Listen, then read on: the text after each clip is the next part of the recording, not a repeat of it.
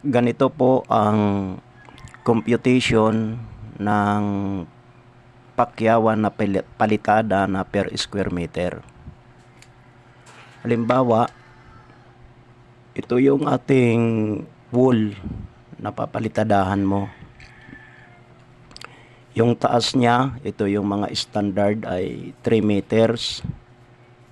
Yung lapad naman niya ay 3 meters. Kasi iyan din ang standard ng mga poste, 3 meters. Yung 3 meters, ito yon 3. Yung taas 3 meters. Yung lapad niya ay 3 meters.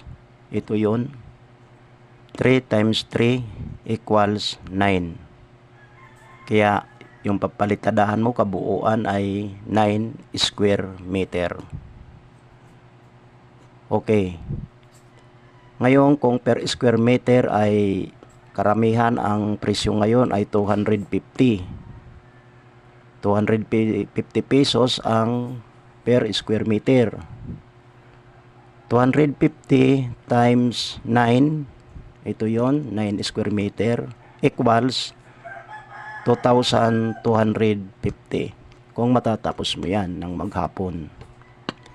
Tapos magbabayad ka ng kasama mo, helper mo ng 650.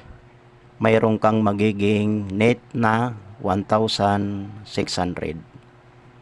Yan, ganyan po, no? Kasi marami ang mga nagsisikap na matuto sa masonry.